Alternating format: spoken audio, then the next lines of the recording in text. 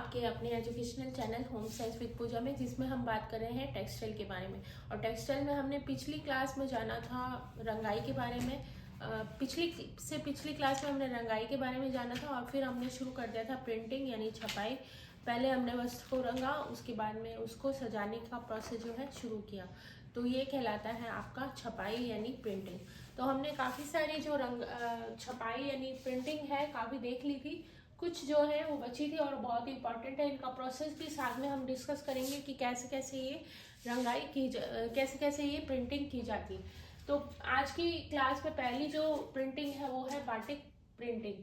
Batik printing क्या है? एक अवरोधक छपाई है, रजिस्ट प्रिंटिंग है, क्योंकि इसमें जब भी कार्य किया जाता है रंगने का तो उस समय कि ये है क्या, एक अवरोधक छपाई है, रजिस्ट प्रिंटिंग है। इसका जो उद्गम है बाटिक का उद्गम कहाँ से हुआ है? इंडोनेशिया से हुआ है। अब इसके प्रोसेस को जानते हैं। मैंने पहले भी कई बार इसके बारे में डिस्कस किया, एक बार आज भी इसको एक बार डिस्कस कर लेते हैं। तो जो ये बाटिक छपाई है या रंगाई है, बाटिक जो रंगाई है, ये प्रिंटिंग है, इसमें होता क्या है? कपड़ा लिया जाता है कॉटन का, उस पर डिजाइन को ट्रेस किया जाता है। उसके बाद में इस ट्रेसिंग किए हुए जो कपड़ा होता है, सबसे पहले तो कपड़े को स्टार्च फ्री किया जाता है। क्यों? क्योंकि अगर कपड़े में स्टार्च है तो कलर जो है इजीली नहीं उसमें चढ़ पाएगा। कोई भी, चाहे आप डाइंग कर रहे हैं चाहे आप प्रिंटिंग कर रहे हैं, कोई भी प्रोसेस है, उसके लिए पहले जो कपड़ा है उसको स्टार्च फ्री किया जाता है, उसके बाद में आगे का प्रोसेस किया जाता है। तो कॉटन को पहले स्टार्च फ्री करने के लिए उसको पानी में धो के सोक करके रखा जाता है, सुखा के प्रेस करके उसको उस पर ट्रेसिंग की जाती है डिजाइन की। उसके बाद में ये डिजाइन जब ट्रेस हो जाता है और फिर हम क्या करते हैं, जहाँ जहाँ हमें इसका जो डिजाइन है किस तरह का होता है, धारियों के समान होता है। मतलब वाइट कलर की कुछ धारियाँ उसमें आ जाती है, कुछ जो आपने कलर किया उसकी धारियाँ उसके अंदर प्रोड्यूस हो जाती है। तो जहाँ आपको कलर नहीं चाहिए वहाँ पर वैक्स को यूज़ किया जाता है। पैराफिन मोम जो है उसे लगाया जाता है गरम करके इसको ब्रश की सहायता से लगाया जाता है और फिर उस कपड़े को उस कलर में रंग लिया जाता है। फॉर एग्जांपल हमें पहले येलो से रंगना है, येलो से हमने रंग लिया, उसके बाद में पहले उसमें डिजाइन में पैराफिन वैक्स जो है उसको लगा दिया, येलो से डिप कर लिया, फिर उसको निकाला, फिर थोड़ा सुखाया और उसके बाद में जहाँ हमें येलो कलर चाहिए वहाँ पर हमने वैक्स लगा दिया। उसके बाद में उसको रेड कलर में या ऑरेंज कलर में डिप कर दिया। उसके बाद में फिर से इसको सुखाया। मतलब ये जितने आपको जितने ज़्यादा कलर चाहिए उतना उतना उसके अनुसार प्रोसेस होता है। एक से ध्यान रखिए, जितने ज़्यादा कलर बढ़ते जाते हैं उतना ही कपड़े का जो प्राइस है उतना बढ़ जाएगा, क्योंकि मेहनत भी ज़्यादा डबल हो गई और साथ ही मटेरियल तो लग ही रहा है। तो लास्ट में जो है कपड़े को पूरी तरह से रंगने के बाद में सुखा के वो पैराफिन वैक्स जो है उसको हटा दिया जाता है और फिर उसमें अलग अलग तरह की धारियाँ प्रोड्यूस हो जाती है। तो ये जो बहुत सुंदर एक प्रिंटिंग का तरीका है, ये आया कहाँ से है? इंडोनेशिया से आया। पूछा ये जाएगा इंडोनेशिया से आया है। दूसरा, ये तो आपको लर्न करने के लिए, समझने के लिए मैंने आपको समझा दिया इसका प्रोसेस। और एक चीज़ ये आएगी कि अवरोधक छपाई कौन सी है या रजिस्ट छपाई कौन सी है, दोनों ही वर्ड आ सकते हैं। तो ये है कौन सी? बाटिक। और एक आपका और एक अवरोधक छपाई है, वो कौन सी है? बंधेज, जिसमें बांध के काम किया जाता है। नाम से ही समझ में आ रहा है, बंधेज भी बोलते हैं, बांधनी भी बोलते हैं, जो कि जयपुर के सांगानेर में की जाती है। सांगानेर में तो ब्लॉक प्रिंटिंग की जाती है। वैसे जो ये बांधनी है पूरे राजस्थान में ही फेमस है। अब बात करते हैं इसका बैकग्राउंड। ये हमने देख ही लिया, वैक्स से ढका जाता है यानी पैराफिन वैक्स।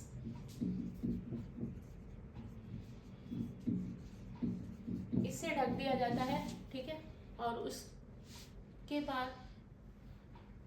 उसके बाद में इसको अब बात कर लेते हैं डिस्चार्ज प्रिंटिंग में। दोनों में अंतर क्या है?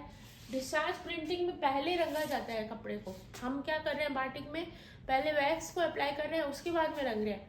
जबकि डिस्चार्ज में क्या करें, पहले गहरे रंग में रंगा जाता है, फिर जहाँ जहाँ आपको डिजाइन चाहिए वहाँ पर क्या कर दिया जाता है, ब्लीचिंग कर दी जाती है। तो जहाँ जाइए देखिए लिखा हुआ है वस्त्र को पहले क्या करा जाता है, पीस डाई से रंगा जाता है, ठीक है। नमूने वाले स्थान को ब्लीच से हटाना मतलब नमूने वाले स्थान को नहीं, नमूने वाले स्थान का जो कलर है, स्थान का कलर हटाने के लिए उसे ब्लीच किया जाता है। ब्लीच क्या करते हैं, व्हाइटनेस के लिए यूज होती है, मेनली कहाँ पर, कॉटन में यूज की जाती है ना। तो ब्लीच करने के बाद में व्हाइट कलर आ गया, उसके अंदर प्रोड्यूस हो गया और ब्लीच से हमने उस कलर को हटा दिया। लेकिन इसका एक डिसएडवांटेज ये है कि जब ब्लीच हम कर देते हैं तो कपड़ा क्या हो जाता है, कपड़ा कमजोर हो जाता है उस जगह से, कहाँ से, जहाँ से हमने ब्लीच किया वहां से। तो इसी वजह से कहते हैं कि ब्लीच जो है कम से कम यूज करनी चाहिए कपड़ों में, तो इससे क्या है, कपड़ा कमजोर हो जाता है। आगे हम बात कर लेते हैं, इसमें छपाई के अंदर क्या यूज किया जाता है, रोलर यूज किया जाता है, किसमें, डिस्चार्ज के अंदर। नेक्स्ट है फोक प्रिंटिंग, फोक प्रिंटिंग FOLCK प्रिंटिंग, ठीक है। ये क्या है, रेयॉन, ऊनी और सूती तीनों वस्त्रों को रंगने के बाद में रेशे जो है वस्त्र पर सटा दिए जाते हैं।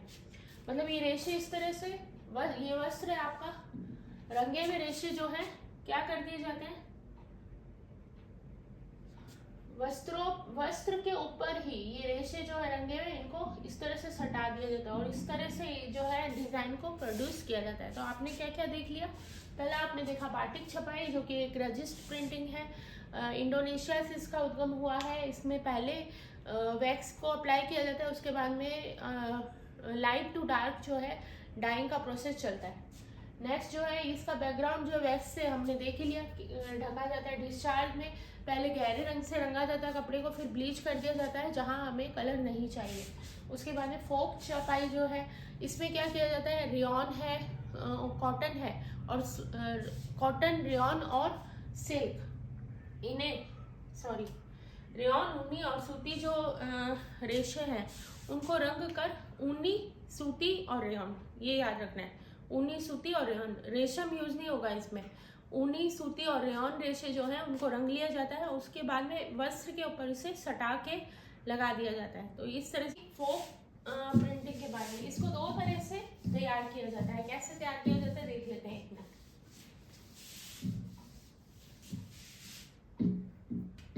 फोक,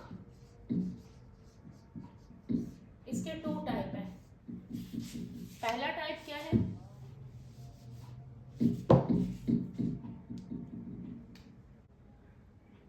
रेजिन से छपाई, ठीक है, रेजिन से छपाई कर दी, उसके बाद में वस्त्र पर रेशों को सटाकर लगा देना, इस तरह से। नेक्स्ट आपका दूसरा तरीका क्या है, सारा प्रोसेस यहाँ तक सेम ही है, लेकिन बाद में जो इनको सटाने का प्रोसेस है वो इलेक्ट्रोलाइसिस प्रोसेस के द्वारा किया जाता है। इलेक्ट्रोलाइसिस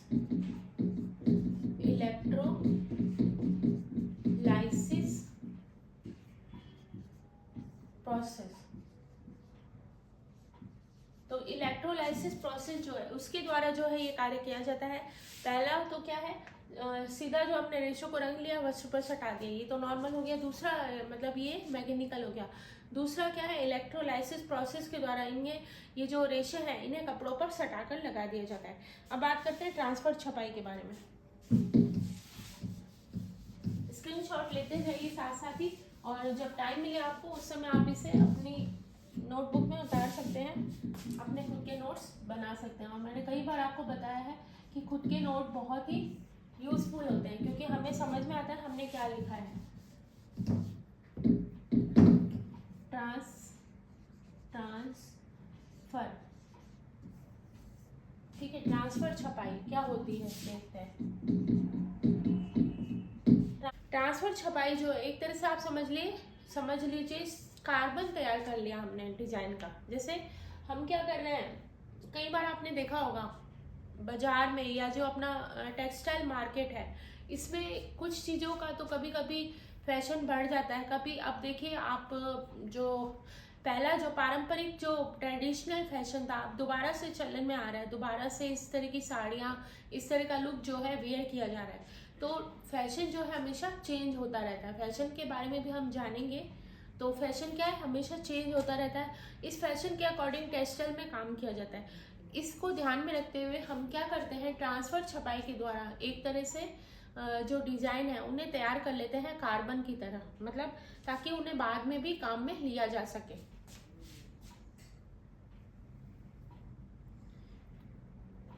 तो ये है डिजाइन किसी फ्लेक्सिबल नॉन टेक्सटाइल कपड़े पर बना लिया जाता है, फिर कपड़े पर इसे ट्रांसफर कर दिया जाता है। नॉन टेक्सटाइल का मतलब है जो पहनने योग्य कपड़े नहीं है। जैसे कि हम क्या पहनते हैं, कॉटन पहनते हैं, रेयॉन पहनते हैं, आप ऊन पहनते हैं, सिल्क पहनते हैं, लेकिन जूट है, कोयार है, ये चीज़ें हम नहीं पहनते। इनको हम नॉन टेक्सटाइल के अंतर्गत रखते हैं और चीज़ें बनाने में इसको काम में लिया जाता है। जूट जो है गोल्डन फाइबर है और इसे क्या मतलब बोरी वगैरह बनाने में काम में लिया जाता है। तो ये है, इसमें क्या है, नॉन टेक्सटाइल कपड़े पर डिजाइन तैयार कर लिया जाता है, डिजाइन तैयार कर लिया जाता है और फिर ओकेजन के अनुसार इसे कपड़े पर ट्रांसफर कर दिया जाता है।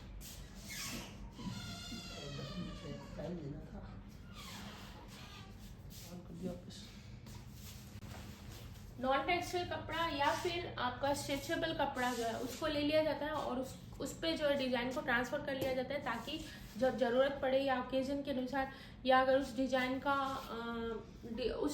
का फैशन या ट्रेंड चला गया है, तो जब फैशन आएगा, ट्रेंड आएगा, तो उसके अनुसार जो है कपड़े तैयार कर लिए जाते हैं। इसको कहते हैं, हम क्या कहते हैं, ट्रांसफर छपाई। इसमें क्या, वो जो कपड़ा है नॉन टेक्सटाइल वाला, उस पर कपड़ा डिजाइन बनी हुई है, जिस पे हमें छपाई करनी है, उस पे इस कपड़े को रखकर रंग अप्लाई कर दिया जाता है। तो इस तरह से ये तैयार हो जाता है। नेक्स्ट है डिस्पर्स छपाई, जो है ये हाई टेम्परेचर पर की जाती है। ये मेनली यही ध्यान रखना है कि डिस्पर्स छपाई जो है हाई टेम्परेचर पर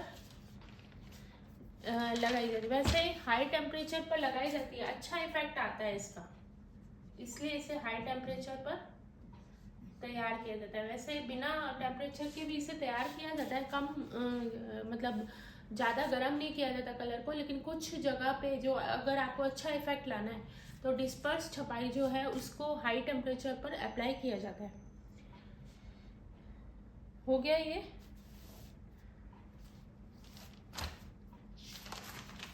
चलिए, तो आज का जो है ये चैप्टर कंप्लीट हो चुका है। और जो आपके मैंने कहा था आपको PYQ वगैरह है, प्रैक्टिस क्वेश्चंस है, तो वो हम ये कंप्लीट होने के बाद में आपके लिए PYQ है और ये प्रैक्टिस क्वेश्चंस जो है चैप्टर अकॉर्डिंग जो ले आएंगे, ताकि आप थोड़ी जहाँ भी आप नोट्स बना रहे हो वहाँ अपनी एक पेज को, एक्स्ट्रा पेज को छोड़ के रखिए, उस यूनिट के अनुसार आप उसके प्रैक्टिस क्वेश्चन उसमें डालते जाइएगा। एक पेज आप जरूर स्किप कर दीजिएगा या साथ में अटैच कर दीजिएगा, कि आपको ध्यान रहेगा कि ये छपाई से रिलेटेड PYQ है, तो साथ साथ आपके PYQ भी तैयार हो जाएंगे।